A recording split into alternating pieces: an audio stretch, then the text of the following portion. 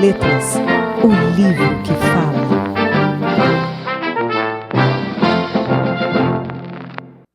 Está no ar mais um episódio da Rádio Letras, um projeto do Laboratório de Imagem e Som do Instituto de Letras da Universidade Federal Fluminense.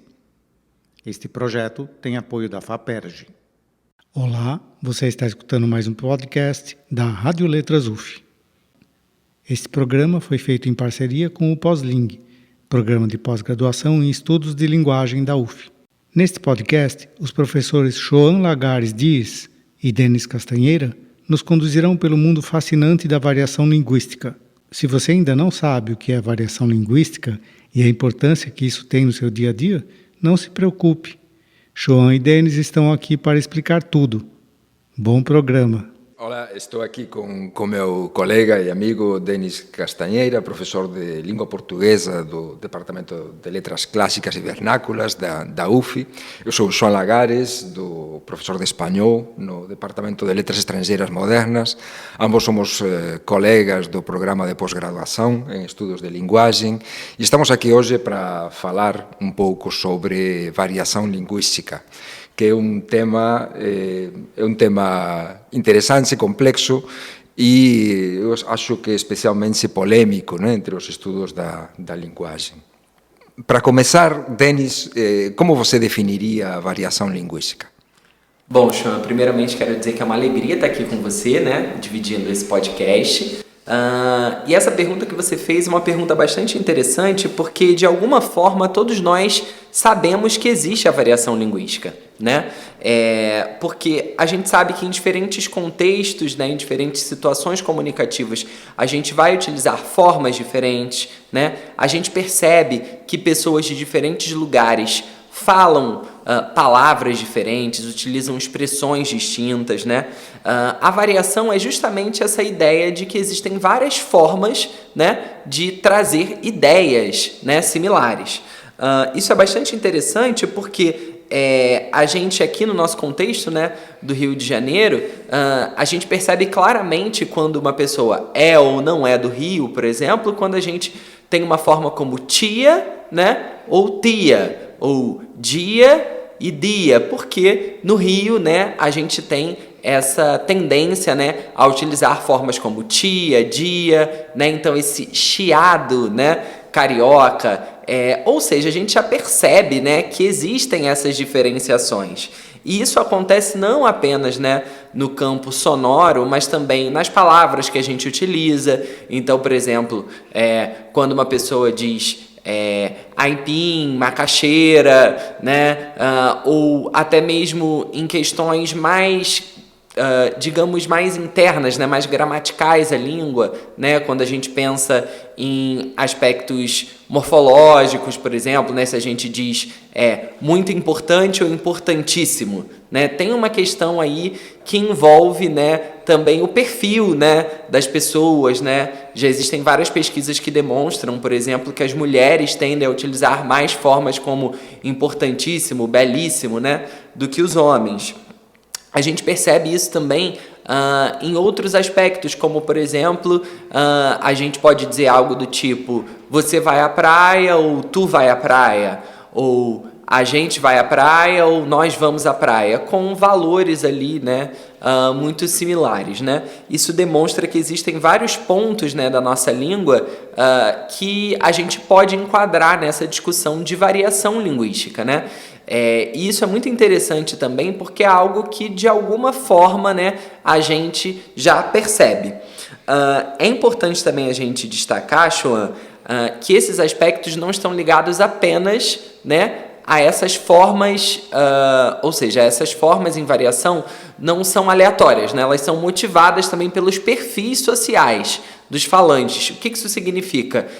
Por quem está falando, né? Então, o fato de ser um homem ou ser uma mulher, né? O fato de ser uma pessoa com alta escolaridade ou baixa escolaridade, o fato de ser uma pessoa jovem ou ser uma pessoa mais velha, isso tudo vai influenciar. O fato de ser uma pessoa do Rio de Janeiro, né, ou de São Paulo, por exemplo, como eu pontuei aqui, são aspectos que motivam, né, as questões variáveis, né? Partindo do que eu falei aqui para vocês, por exemplo, essa questão da região, né? No Rio de Janeiro, por exemplo, a gente utiliza bastante o tu, mas a gente utiliza esse tu sem concordância, né? Então, tu vai, né? E a gente utiliza bastante o você também, né? Em outros lugares, né, do Brasil, por exemplo, algumas cidades do sul, por exemplo, você tem formas como tu vais bem mais frequentes, né? Isso significa que tem questões que estão ligadas justamente a esse local, né? A quem está falando e também a outras questões como registro, né? Porque em cada situação comunicativa também a gente vai pensar mais no que a gente está falando ou não, né? E isso vai impactar também, né? Então, se a gente está, por exemplo, numa conversa do WhatsApp, a gente vai escrever formas diferentes do que a gente escreveria, por exemplo, né? Num texto mais formal, né? Mas isso também depende, porque você pode ter uma conversa do WhatsApp que é super formal, e outra que é super informal, então depende também de com quem você está falando. Se você está falando com a sua mãe, é totalmente diferente se você está falando com o seu namorado, que é totalmente diferente se você está falando com alguém com quem você vai fazer uma entrevista de emprego, por exemplo, né? Ou seja, a gente percebe que existe claramente uma relação entre língua e sociedade, né? Então a variação linguística é um aspecto que é diretamente motivado pelos perfis sociais de cada um. Exatamente, Denis, é muito interessante isso que você fala, né? Porque normalmente quando se pensa em variação linguística, no imaginário social há uma tendência a relacionar isso apenas com a variação geográfica, né? Isso é muito evidente para todo mundo.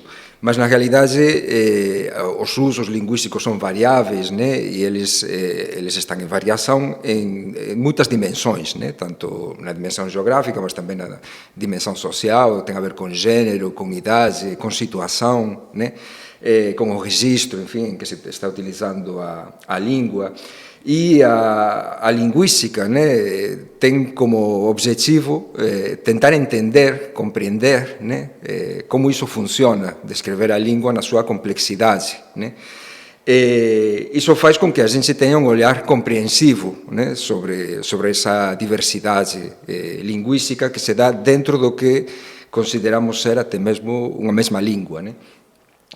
Mas do ponto de vista social, claro, na vida social, na realidade, há muitas avaliações, né, valorações que são feitas em relação a essas diversas formas de falar, né, e aí nasce o que chamamos de preconceito linguístico, né. O que temos a dizer, Denis, sobre essa noção?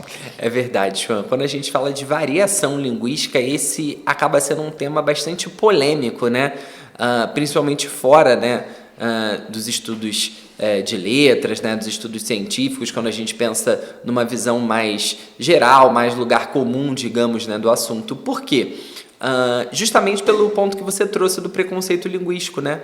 Porque o preconceito linguístico é um aspecto que está diretamente ligado a uma questão que a gente trouxe, que é a questão social, né? Porque, na verdade, o preconceito linguístico é uma questão social e não uma questão que está relacionada de fato às formas linguísticas, né? Então, quando a gente tem, por exemplo, essa ideia de preconceito linguístico, a gente tem uma seletividade muito grande em relação àquilo que sofre preconceito e aquilo que não sofre, né? Porque o que é o preconceito linguístico? É justamente, né, a ideia de determinadas formas linguísticas serem alvo, né, de uma visão negativa, jocosa, né, o fato de as pessoas muitas vezes perceberem, né, aquelas pessoas que utilizam essas formas de modo bastante negativo, né? Mas como eu falei, isso é uma coisa muito relativa, né? Então existem determinadas formas, né, linguísticas que são bastante mal vistas, né, que tem um estigma muito grande. Então, a gente tem formas como, por exemplo, Flamengo, né, é algo que as pessoas ouvem e percebem isso de um modo muito negativo, né? Então, se ouvem alguém falando dessa forma, essa pessoa não sabe português, ela não sabe falar, né, etc. E qual é a justificativa que essas pessoas dão para isso? O fato de essa forma não ser uma forma que está ali de acordo com o que prevê a gramática tradicional. Mas é muito interessante porque quando nós pensamos em formas como, por exemplo, uma frase do tipo me empresta uma borracha, né? Se a gente for pensar nas regras da gramática tradicional, a gente teria empreste-me uma borracha. Mas ninguém diz empreste-me uma borracha. As pessoas falam, me empresta uma borracha. E tudo bem, e não acham que isso é uma coisa negativa, né? Ou seja, mesmo sendo algo que está fora ali, né, das regras da gramática tradicional. Isso indica justamente que há uma seletividade. Então, na verdade, não é o fato de estar fora da gramática tradicional. O ponto é outro, o ponto é quem fala, porque tem uma questão do perfil social, né? As pessoas que utilizam formas como Flamengo, em geral, são pessoas que estão em grupos sociais, né, mais vulnerabilizados, né, são pessoas que estão em classes, né, com menos poder aquisitivo, etc. Por outro lado, formas como me empresta são formas gerais, né, que estão em vários grupos sociais, né, são formas que não estão relacionadas a grupos específicos e também a grupos que são mal vistos, né, porque também existem formas que estão em grupos específicos e não são mal vistas, né, então tem muito a ver com quem fala, qual é o perfil dessa pessoa, né, essa forma é ligada a que tipo de perfil social. Exatamente. Uma questão, enfim, muito importante, né, a hora de pensar no preconceito linguístico, é considerar que, efetivamente, as práticas de linguagem, né, os usos, estão associados a identidades sociais, né, que a gente performa as nossas identidades através da linguagem e que também é através dos nossos usos, dos usos que fazemos da linguagem, como somos percebidos socialmente, né, como somos identificados. Quase sempre sob a forma de estereótipos, né? Quase sempre de uma forma estereotipada, de maneira que há algumas características linguísticas, há alguns traços linguísticos específicos que recebem uma avaliação específica, né, socialmente. E algumas são especialmente estigmatizadas, né? Por exemplo, no Brasil, isso que você falava do rotacismo, né? O famoso grobo, por exemplo, que na realidade é um fenômeno comum na história do português, né? O que explica, por exemplo, que falemos prato, né? Que vem do latim platum. Então, essa mudança, né, linguística que aconteceu foi consagrada na norma padrão para algumas palavras, mas não para outras, né? Isso, enfim, é uma questão histórica, mas hoje esse traço é estigmatizado, na realidade, porque identifica um perfil social, né? Um tipo de pessoa, normalmente aquelas pessoas que foram excluídas, né, do contato com a norma padrão através da escola, né? Pessoas com baixa escolarização. Então, efetivamente, há uma relação, né, muito estreita entre as práticas de linguagem e as identidades. E na sociolinguística temos até um termo, né, que é a palavra shibolete, né? Shibolete é um termo que vem do hebraico e faz referência a um episódio narrado na Bíblia, né, no Velho Testamento, de uma guerra entre os gileaditas e os efraimitas, né, que eram dois povos que estavam em guerra e os dois falavam hebraico, mas de diferentes variedades, né. Shibolete era, como diziam os gileaditas, né, e era uma palavra que significava algo assim como, fazia referência a uma espiga de trigo, uma coisa assim. Depois da guerra, enfim, uma forma de identificar quem era de um povo ou de outro era mediante a pronúncia da palavra, dado que os efraimitas, né, eram incapazes de pronunciar shibolete, eles diziam sibolete, né, em lugar de uma alveopalatal, pronunciavam uma fricativa alveolar, né. Isso era motivo já para serem identificados como inimigos e eram imediatamente decapitados, né?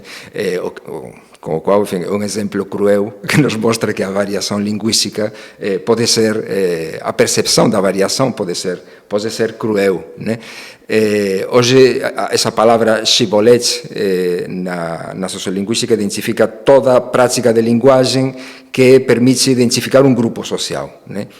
E continua sendo, hoje a variação continua sendo um motivo, né, muitas vezes de discriminação, ou pode ser até mesmo perigoso, né, falar de uma determinada maneira. Temos um exemplo, um triste exemplo recente, né, nos Estados Unidos, há 2 semanas, uma coisa assim, a Suprema Corte liberou o governo Trump, né, para deter imigrantes que falem inglês com sotaque ou que falem espanhol. Eu estaria perdido, né? Se eu bobear nos Estados Unidos, poderia acabar num campo de concentração em El Salvador, né?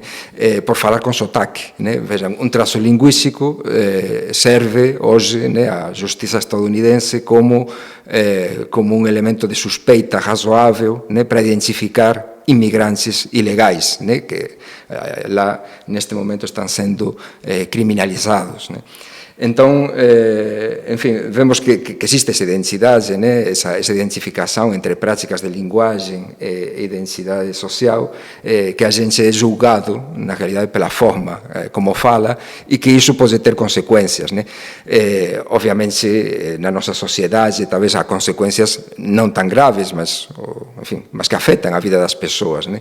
Pela forma de falar, você pode perder a oportunidade de ter um emprego, por exemplo, ou de ingressar num programa de pós-graduação, né, por ter cometido determinados erros de acordo com a norma padrão constituída. Como a escola se relaciona com esses temas, né? Como uma questão tão polêmica como a variação, o preconceito, né, o julgamento da forma de falar, é tratada hoje na escola? João, esse ponto é muito importante que você trouxe, porque a gente vem percebendo uma mudança muito grande ao longo do tempo, né? É interessante porque isso tem muito a ver com o avanço também científico, né? Com o avanço dos estudos, né, universitários, com a formação também dos professores, né? Esse é um assunto que me interessa bastante, porque é algo que eu tenho desenvolvido bastante ao longo dos últimos anos. Quando a gente pensa, por exemplo, nos materiais didáticos, né, que chegam, né, às escolas atualmente, muitos desses materiais já abordam, né, já discutem a questão da variação linguística. E esse é um ponto que diferencia bastante esses materiais atuais dos materiais de 20 anos, por exemplo, atrás, ou até mesmo materiais até um pouco mais recentes, né? Quando a gente pensa, de fato, nos livros didáticos, né, e nos livros didáticos aprovados pelo Programa Nacional do Livro e do Material Didático, né, o PNLD, a gente já percebe, né, essa abordagem mais sistemática da variação linguística. E isso não é à toa, né? Isso acontece justamente porque esse é um ponto, né, necessário para que esses livros sejam aprovados. O que demonstra para a gente também que há uma necessidade, né, de a gente pensar em políticas públicas, né, que de fato tragam, né, avanços, porque sem essas políticas, muitas vezes é muito mais difícil, né, a gente trazer determinadas discussões para a escola e para a sociedade de um modo geral. Então, por exemplo, os livros didáticos mais recentes já abordam a variação linguística, né? Os livros aprovados pelo PNLD sempre abordam, né? É claro também que existem nas escolas, por exemplo, privadas, né? A gente percebe muitas vezes que não são adotados, né, sempre livros aprovados pelo PNLD, existem materiais próprios, existem os chamados materiais apostilados, né, que muitas vezes acabam não contemplando essas discussões, né? Então, essa complexidade também a gente não pode deixar de lado. Ao mesmo tempo, é importante a gente pensar, né, que esses livros, né, didáticos e os materiais didáticos de um modo geral têm estado cada vez mais atualizados, né, com o que vem sendo discutido cientificamente, né? E esse é um ponto de avanço muito grande. Por outro lado, a gente também percebe que muitas vezes esses materiais trazem uma discussão, né, voltada para a variação linguística de modo muito pontual, ou seja, muitas vezes, né, o primeiro capítulo do livro, né, ou o início, ou o livro do 6º ano do ensino fundamental, né, anos finais, ou do primeiro ano do ensino médio, né? Mas isso não perpassa, ou seja, a variação acaba não sendo uma questão perene no material, né? É algo que é trazido, então é um pouco aquilo, pontuei, né? Falei que existe, mas acabo não tendo isso como uma concepção, né? Que perpassa o material.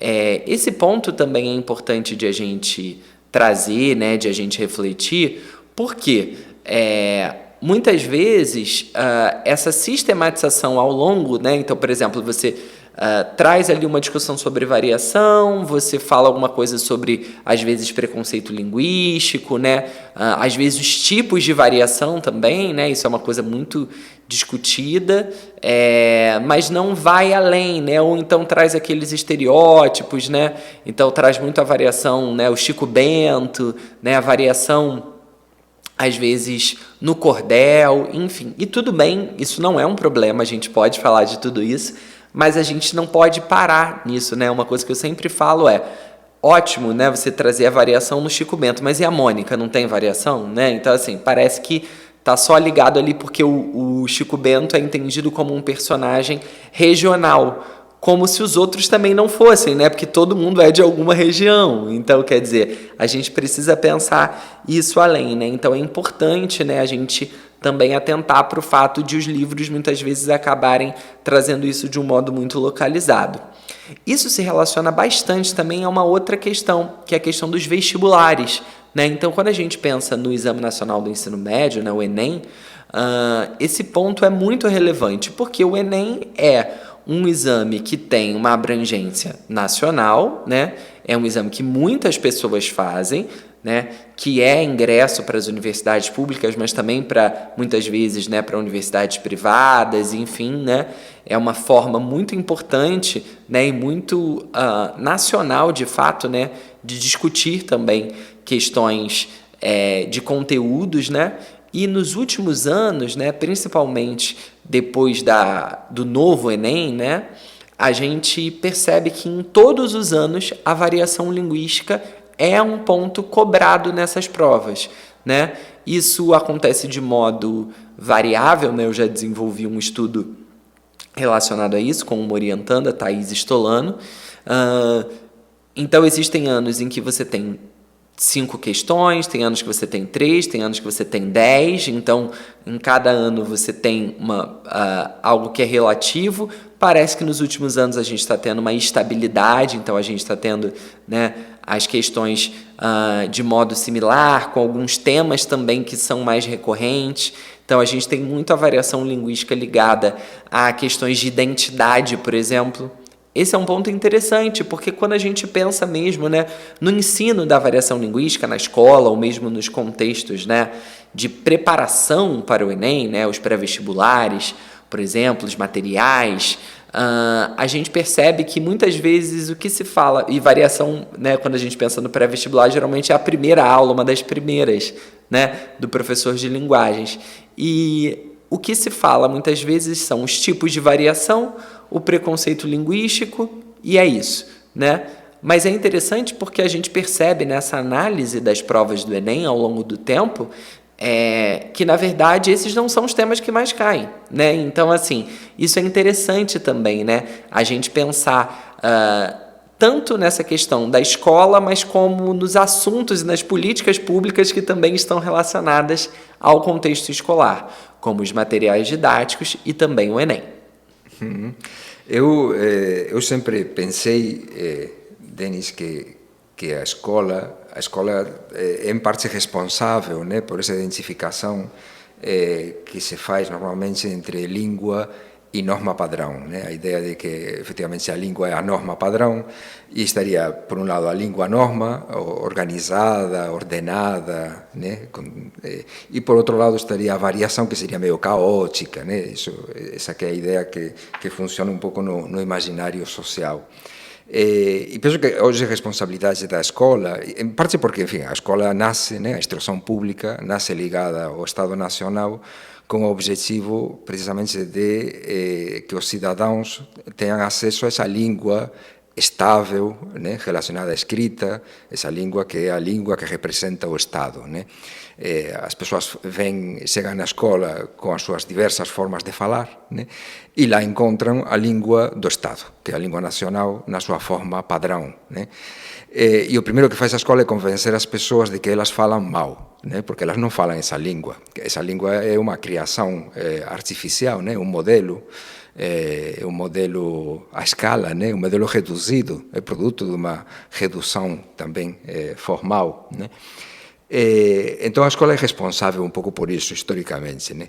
E hoje, quando pensamos, né, numa educação linguística que seja mais democrática e que atenda um pouco melhor, né, a realidade social da linguagem, que é variável, né, como sabemos, essa escola, enfim, deve, em primeiro lugar, deve promover uma reflexão, né, sobre os próprios usos, né? Os estudantes têm que ter consciência dos usos que eles fazem e, a partir dos seus próprios usos, né, das suas próprias práticas, terem acesso a esse modelo construído, né, que realmente cumpre uma função social importante, né, porque é esse modelo que permite ter acesso a um universo escrito, né, letrado, e que é, portanto, importante, né, para a cidadania. Mas penso que a escola efetivamente deve cumprir esse papel, né, e acho que cada vez mais está cumprindo esse papel de mostrar a diversidade, mostrar um pouco a língua na sua realidade social, né, variável, mas sem renunciar ao ensino e à reflexão sobre esse modelo construído, né? Se a escola é um âmbito no qual há uma certa polêmica, né, em relação ao tratamento da variação, precisamente porque há pessoas que pensam que as formas não legitimadas, né, pela norma padrão não podem aparecer no âmbito escolar, né, não podem aparecer em material didático, não podem ser trabalhadas, estudadas, descritas, né, em sala de aula. A mídia também é um âmbito especialmente reácio, né, contrário ao tratamento da variação. Eu tenho uma visão, né, da variação linguística bastante problemática, né? O que você acha? Olha, Shoan, realmente, quando a gente pensa na questão da mídia, né, aí como a mídia discute, retrata essa questão da variação, acho que tem algumas coisas, né, que vêm na nossa cabeça. A primeira é que a mídia muitas vezes atua, né, na reprodução e na perpetuação do preconceito linguístico. Primeiro pela questão da representação, né, dessas pessoas na mídia em geral, né, não só a questão da mídia jornalística, né, mas a gente vê, por exemplo, que em muitos programas de TV, né, consagrados, né, ao longo do tempo, e hoje, né, na mídia digital, a gente pensa na internet, a gente tem uma perpetuação de muitos estereótipos. Então você tem muitas vezes, né, um personagem preto, por exemplo, que é colocado utilizando várias formas linguísticas não padrão e que carregam muito estigma, né? Como se os personagens brancos e as pessoas brancas não utilizassem formas variáveis, sendo que, na verdade, todos nós utilizamos, né? A variação está presente em todas as línguas, a variação está presente, né, na fala de todo mundo, né? Mas parece que a mídia muitas vezes reproduz a ideia de que isso só acontece para alguns, né? Ao mesmo tempo, a gente tem essa perpetuação da ideia, né, de correção, muitas vezes associadas a esses grupos, né, que estão mais vulneráveis, né? Tanto quando a gente pensa na questão da mídia impressa, mídia jornalística, né, como nas representações, né, nas mídias sociais.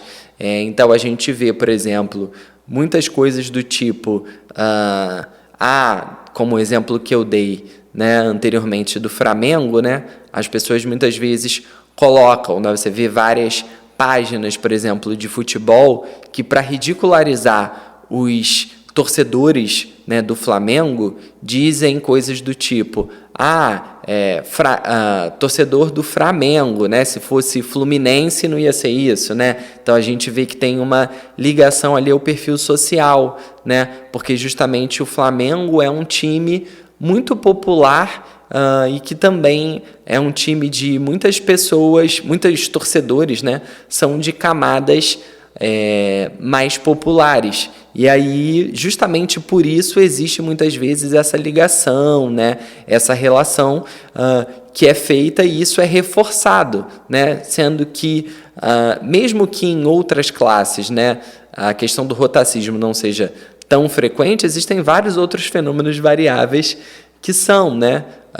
Ou seja, na verdade, como eu abordei, né, não é uma questão de haver ou não a variação, mas como aquilo é representado, visto, né, e esses estereótipos são muitas vezes reforçados. A gente via muito isso nos programas de humor, né, que passavam, né, na televisão, etc. E a gente vê isso também na internet, né, TikTok, Instagram, enfim, muitas vezes essas esquetes, né, que reproduzem esse tipo de visão, né? E é interessante porque essa construção não envolve apenas o aspecto linguístico, mas também muitas vezes a caracterização, né, desses personagens, né, muitas vezes com próteses, né, faciais ou dentárias, né, com cabelo todo bagunçado, enfim. Então, tem toda uma questão discursiva também envolvida ali, né, nessa ideia. A gente vê bastante isso também, a gente viu, né, e está disponível aí na internet, quando houve a polêmica do livro didático, né?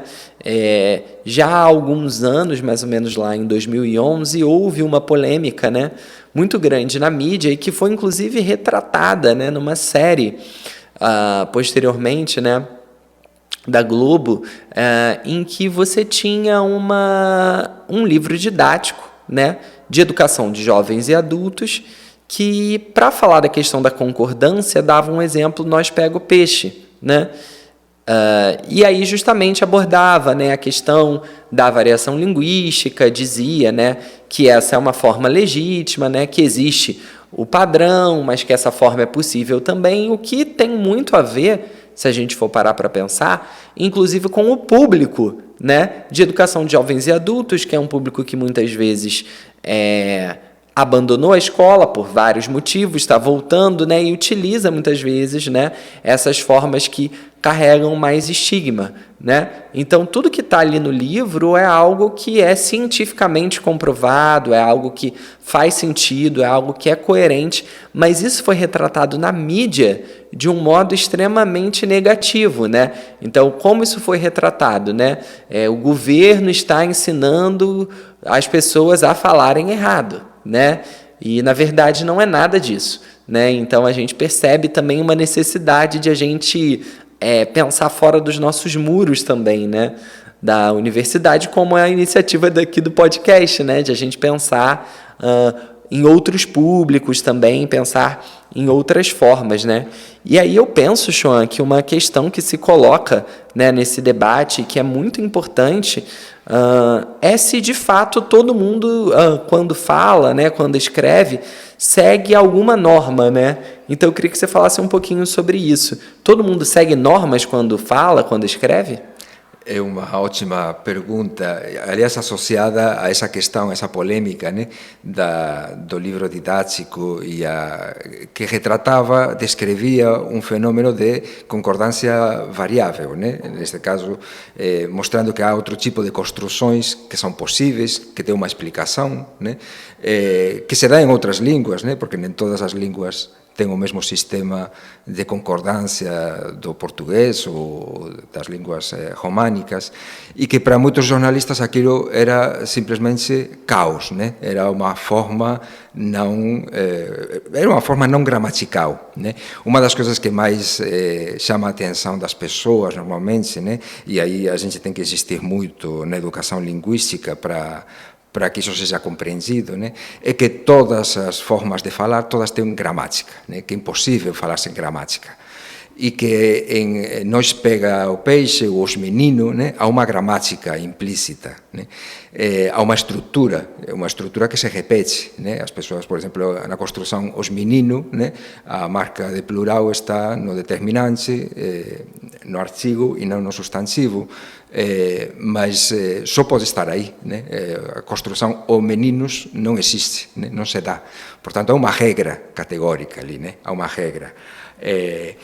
E a linguística descreve essa regra, né? O que a linguística demonstrou através da pesquisa empírica é que todo mundo tem gramática. A questão é que nem todas as gramáticas são legitimadas, né? Pela escola, primeiramente, e depois pelas instâncias, né?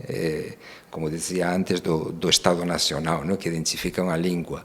Mas isso não quer dizer que não exista uma gramática. É impossível falar sem gramática e é impossível falar sem normas, né? Do ponto de vista social, todo mundo, quando fala, está seguindo algum tipo de norma, né? Uma norma implícita. As práticas de linguagem, todas elas, são submetidas à coerção social, né? Cada fala de acordo com o seu grupo social, o seu ambiente, né? Há uma coerção por parte dos interlocutores. O comportamento linguístico é como qualquer outro comportamento social, né? É um comportamento que vai sendo incorporado pela prática, né? Em forma de norma implícita. Há sociólogo francês, né, o Pierre Bourdieu, fala de hábitos, né, como uma norma prática incorporada. Todo mundo tem hábitus linguístico, né, uma norma implícita. Acontece que essas normas incorporadas, elas são fluidas, né? É sempre uma questão de mais ou menos. Elas são dinâmicas também, né? Elas não são fixas e estáveis, né? Há quem utiliza, por exemplo, a metáfora da roupa, né, para se referir à variação, né, explicando que do mesmo jeito que você pode se vestir de diversas maneiras dependendo da situação, né, da ocasião, você também utiliza diferentes formas de falar, né, dependendo da situação e da ocasião. E, claro, aprofundando um pouco na metáfora, né, da mesma maneira que a gente pode se vestir de diferentes formas, né, na maior parte das ocasiões não há regras, normas explícitas, claras sobre como você se tem que vestir. São determinadas situações. Por exemplo, numa festa formal, né, pode ser que no convite apareça escrito que você deve ir vestido com terno e gravata, se for homem, ainda com essa regra de gênero, né? Ou se for mulher de vestido longo, sei lá, né? Aí temos uma norma explícita numa determinada ocasião formal, né? Mas na vida social, na realidade, há um amplo leque de possibilidades, né? de formas de vestir. Nas normas de uso, né, na normatividade linguística social, também há uma certa fluidez, né? Há diversas nuances, né, no uso da língua.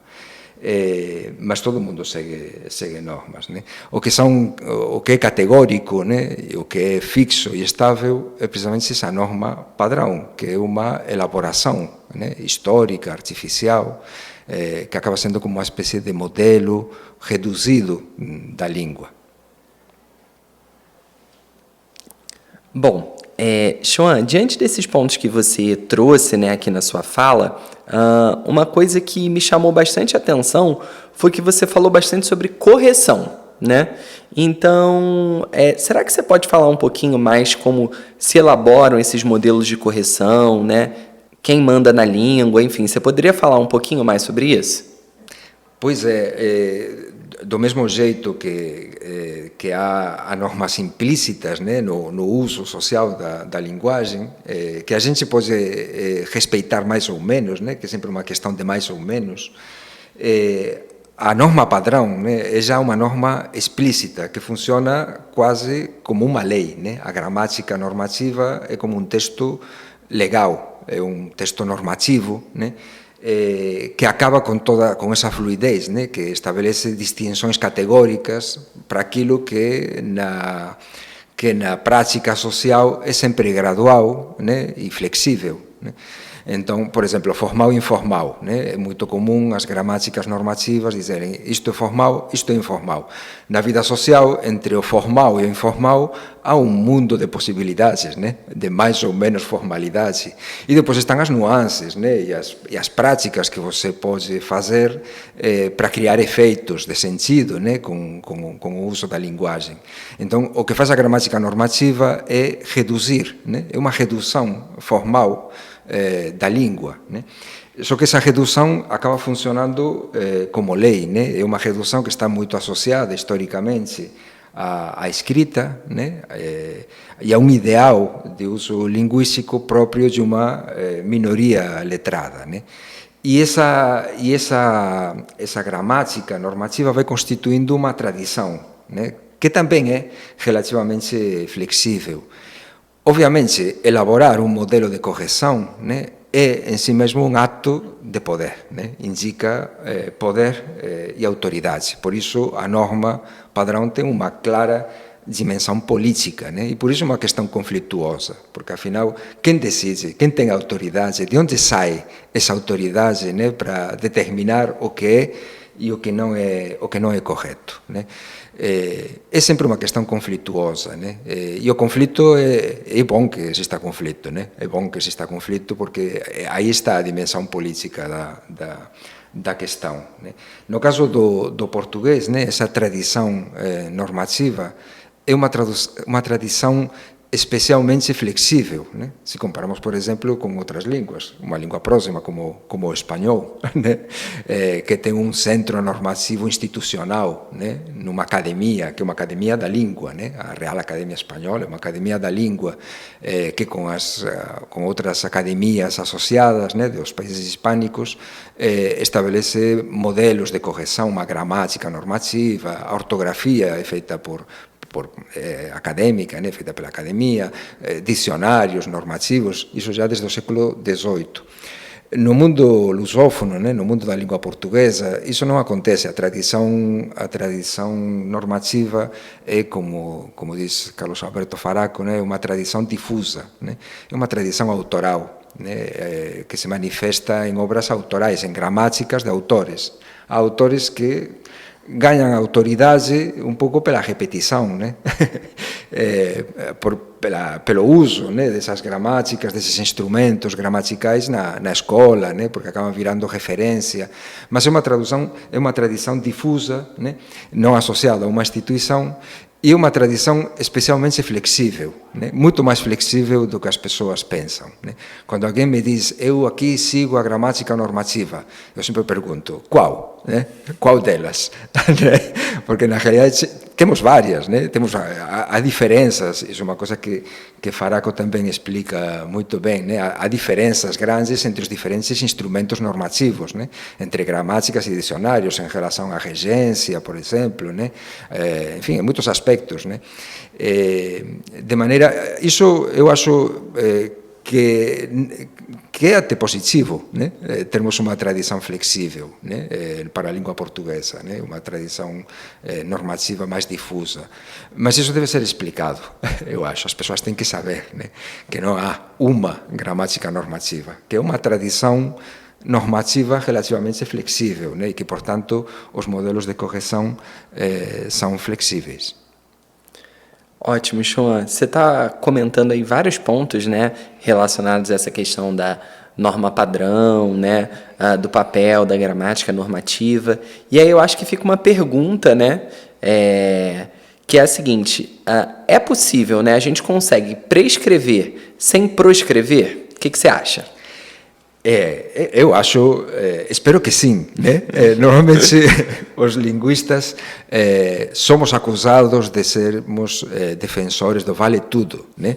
Somos uma espécie de anarquistas da língua, o que também não é uma má ideia, mas na realidade eu acho que, enfim, nos sobrevaloram, né? Na realidade somos bem mais conservadores, né? De maneira geral, né? A linguística defende normalmente a a linguística mais esclarecida, né, em relação à norma, o que defende é uma normatização flexível e moderada, né, uma prescrição que é necessária, né, porque esses modelos são necessários, por exemplo, para a expressão escrita, né, é importante que existam certas convenções, né, isso faz com que um texto escrito permaneça, né, que possa ser lido por pessoas que falam de formas diferentes, né, mas que se reconhecem naquela versão reduzida de língua, porque o texto escrito deve se sustentar por si só, né, deve ser acessível para qualquer em qualquer circunstância, né? Precisamente porque há uma distância entre a produção do texto, né? Entre a enunciação e o enunciado, né? A enunciação se perde, né? No texto escrito, não há ninguém para explicar o que aquilo quer dizer, né? Então é necessário, essa redução é necessária, né? Essa prescrição, portanto, é necessária. Mas ela pode ser mais flexível, né? Pode ser mais variável também, né? De fato, hoje temos já propostas, né, no Brasil, propostas normativas. Citava antes o Faraco, né? E, enfim, ele é autor de uma gramática recente, né, que defende uma norma de referência para a escrita no Brasil, junto com Francisco Eduardo Vieira, que defende essa flexibilidade, por exemplo, em relação à regência, né? Namorar ou namorar com. Eles dizem as duas, né? Você escolhe, né? Não há nenhum problema por poder escolher, né? Eu acho que essa é um pouco a visão que vale a pena, né? Que a gente pode levar adiante. E que, sem renunciar, portanto, à existência de uma norma padrão, mas uma norma padrão mais compreensiva, né? Mais abrangente, e acompanhada sempre dessa educação linguística, né? De que você falava antes, né? Essa educação linguística para a variação, né? Para a compreensão da variação, entendendo que essa versão reduzida da língua não é a língua, né? É apenas uma versão reduzida.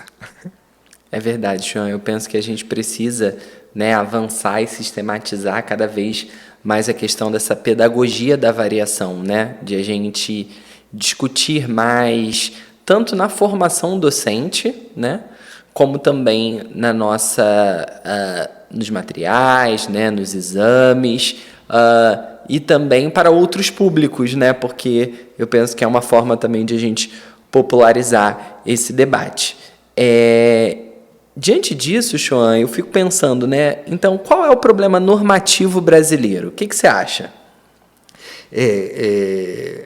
Comentava antes, né, dessa proposta normativa recente de Faraco e Vieira. Há outros autores, né, a própria gramática do Marcos Banho, que estão propondo, na realidade, uma norma de referência feita no Brasil, né, levando em consideração o que chamamos a norma culta brasileira, né, que seriam os usos de prestígio reais, né, do Brasil. Eu sempre costumo dizer, parafraseando um livro de Rosa Virgínia Matos e Silva, que se chama O Português São Dois, né? Eu costumo dizer que o conflito normativo brasileiro são dois também, né? São dois conflitos que têm duas dimensões, na realidade, mas, enfim, do mesmo conflito, na realidade, né? O primeiro é o conflito social, né, do qual já estávamos falando, né, esse conflito, o que o nosso colega Dante Lucchesi chama de polarização linguística, né, uma polarização linguística brasileira entre as variedades de prestígio e as variedades estigmatizadas, né. Em termos sociolinguísticos também falamos em diglossia, né, a existência de formas consideradas altas, né, de prestígio, e formas consideradas baixas, que está associado, obviamente, ao enorme abismo social, né, econômico e social que existe no Brasil, né, e também a desigualdade racial, né, porque muitas dessas variedades estigmatizadas são, como por exemplo a concordância variável, né, está associado historicamente à fala da população, a população negra, né, descendente das pessoas escravizadas, né, no Brasil, e o modo como elas incorporaram, né, adquiriram a língua portuguesa, né, como explica também o Dante Lucchesi, né. Então, o primeiro conflito normativo é esse conflito social, né, que eu acho que ele só se resolve com distribuição de renda, né, só se resolve com igualdade social. Esse não é um problema linguístico, né, é um problema socioeconômico, né, sociopolítico. Esse é um problema político e social. Acho que enfim, políticas de igualdade, né? E isso, temos até trabalhos sociolingüísticos, né, empíricos, que mostram isso, né? O acesso massivo, né, à escolarização, né, está produzindo um fenômeno que também é descrito pelo Dance, né, de nivelamento linguístico, né? Então, essa polarização sociolinguística entre variantes de prestígio e variantes estigmatizadas está se reduzindo na medida em que mais pessoas têm acesso a bens públicos, a bens culturais, a educação, etc., né? Isso por um lado. E depois há uma outra dimensão desse conflito, né, que é a oposição entre a construção de uma norma brasileira, né, que teria como base o que sabemos hoje, né, começou com um projeto que se chama Projeto NURC, né, finais dos anos 60, inícios dos 70, começou no Brasil um projeto NURC, Projeto Norma Urbana Culta, né, que estudava as formas de falar da população com formação universitária de grandes cidades brasileiras, né? E aquilo foi um retrato, né? Aquela pesquisa foi um retrato de como efetivamente a população considerada culta brasileira falava, né? E esse material, né, esse conhecimento empírico, né, da realidade das variedades de prestígio no Brasil, pode servir de base, e serve, de fato, né, para a elaboração para atualização, digamos, dessa tradição normativa, né, para incorporação dessas práticas de linguagem a modelos de correção que sejam realmente brasileiros, né? E essa normatização brasileira, ela se opõe a uma normatização mais tradicional, fiel, né, à norma de origem lusitana, né? Por exemplo, em aspectos como a colocação pronominal, né, que você citava antes, Denis. Não faz muito sentido hoje, né, mas continua sendo feito, ensinar nas escolas as pessoas a utilizar, a fazer a ênclise, né, a colocar o pronome após o verbo, que é um uso que ninguém faz no Brasil, né? 200 milhões de pessoas não fazem assim, e por que tem que fazer isso na escrita e na escola, né? Isso não faz nenhum sentido, né? Na realidade, essas regras de colocação pronominal servem à forma como falam os portugueses, não? Como falam os brasileiros, né? Então, em vez de impor essas regras de colocação pronominal a 200 milhões de brasileiros, é muito mais sensato, do meu ponto de vista, né, atualizar a norma padrão e incluir a possibilidade, né, de que o modelo de correção contemple, né, a colocação do clítico antes do verbo. Uma coisa tão simples quanto isso, né? E se alguém quiser usar a ênclise, que use também, né? Dentro dessa perspectiva flexível, né? E se alguém quiser usar a mesóclise, né, que ninguém usa, também que use, né? Assim como há pessoas que gostam de usar gravata borboleta, né? Será uma idiosincrasia do sujeito, né? Ninguém vai ser castigado por isso, mas o que é absurdo é obrigar as pessoas a usarem isso, né?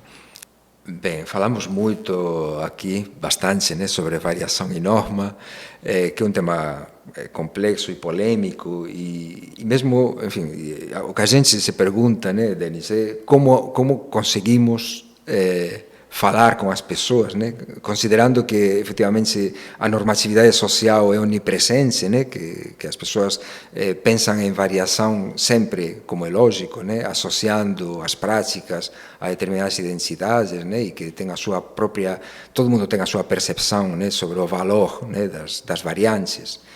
Então, como podemos falar de uma forma que sejamos compreendidos, né, com a população em geral, né, sobre esta questão?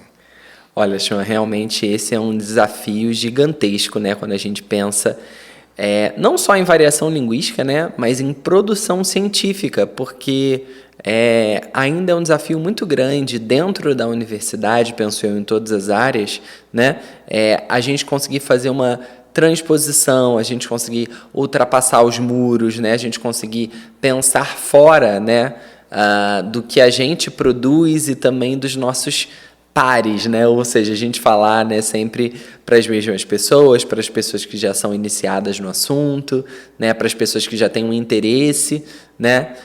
Então, certamente, esse desafio, né, de falar, né, de variação linguística para públicos que não sejam, né, os especialistas, envolve justamente essa questão da divulgação científica, né? Eu penso que existem várias formas de fazer isso, né? Acho que um ponto, né, bastante interessante é a gente pensar na questão da internet, né, porque a internet tem um alcance também que a gente não consegue saber qual é, né? Então sempre que a gente faz as coisas, às vezes a gente, né, seja uma postagem, seja um vídeo, a gente acha que ninguém vai ver, que ninguém vai saber, e várias pessoas que a gente não conhece, né, que a gente nem imagina, na verdade, vão consumir esse conteúdo, né? Então eu penso que a presença nas redes sociais, né, e a divulgação nas redes sociais é algo muito importante, né, para esse trabalho. Então, fico pensando, por exemplo, né, na questão da produção dos memes, né? Eu tenho feito bastante isso com os meus alunos, né, justamente num projeto que eu lidero de monitoria aqui na UF, e dentro desse projeto os alunos têm produzido, né, constantemente, tanto a gente dentro, né, com as minhas monitoras, como também os alunos da graduação, produzido, né, memes que abordam, né, variação linguística de um modo acessível, né? E aí a gente tem sempre partindo de bases, né, que são muitas vezes do momento, né, de memes, né? Então, se é no primeiro semestre, né, memes, por exemplo, do Big Brother, né, que é um assunto que sempre toma a internet, né, ou memes do Oscar, por exemplo, né? Então a gente parte muitas vezes até de bases que já existem, né, em outros memes,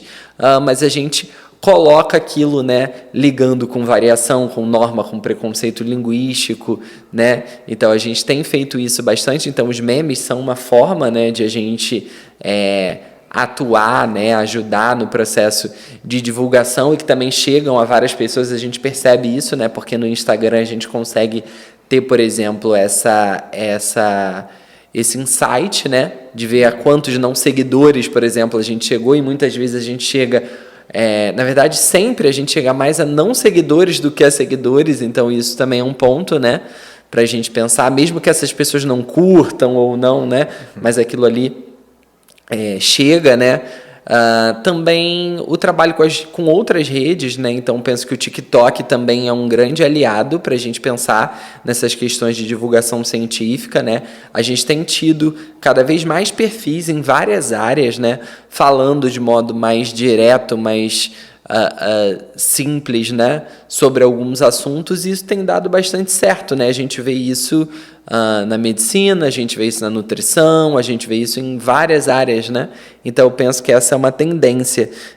Então, tanto a internet como uma aliada a essa popularização, né, como algumas estratégias que a gente pode adotar, como também essa questão dos memes que eu disse.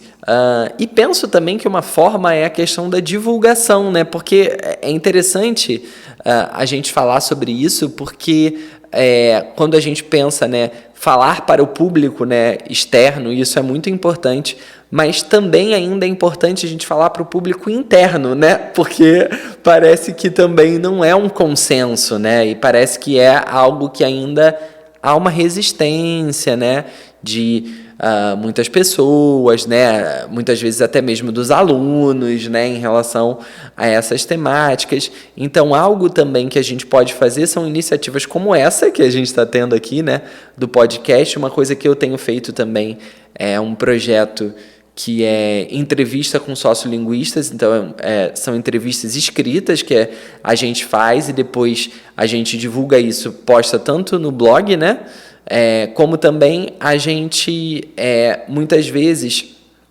faz um processo de divulgação, né, seja dessas entrevistas ou da produção desses pesquisadores, da seguinte forma: a gente tem um outro braço, né, também que eu tenho feito, que é o Conhecendo Sociolinguistas. Então, a gente, muitas vezes, os próprios alunos, né, das minhas turmas produzem ali uma arte, né, alguma coisa, a gente coloca foto desses pesquisadores, algumas produções deles, né, a gente lista, coloca QR Code com lattes, etc., e a gente espalha pela faculdade. Então, quem estuda na UF, por exemplo, né, andando pelo bloco B, pelo bloco C, vai perceber aí vários memes das minhas turmas que ficam, né, nos quadros, e também a foto de vários colegas, né, que é uma forma, justamente, como eu falei, de a gente divulgar, né, de a gente trazer um pouco isso tanto para o público interno como também para o público externo.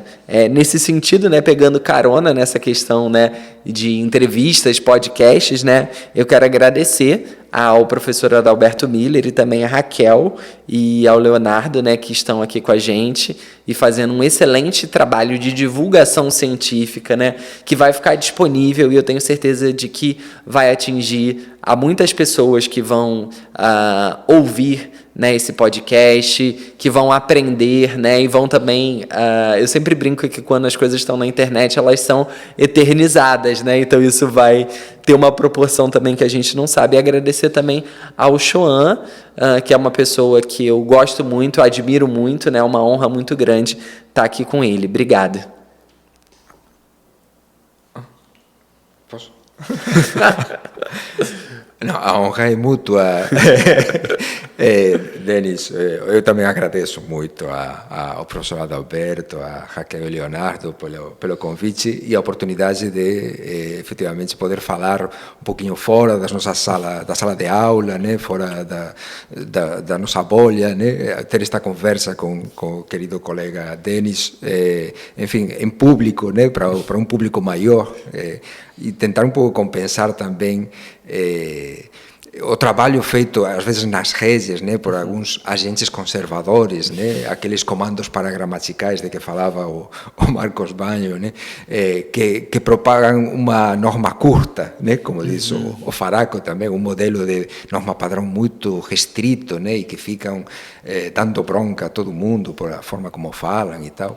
Acho que outro tipo de discurso, né, mais arejado é necessário que conquiste um pouco o mundo, né, e que tenha mais visibilidade. Então, eu agradeço muito. Rádio Letras, o livro que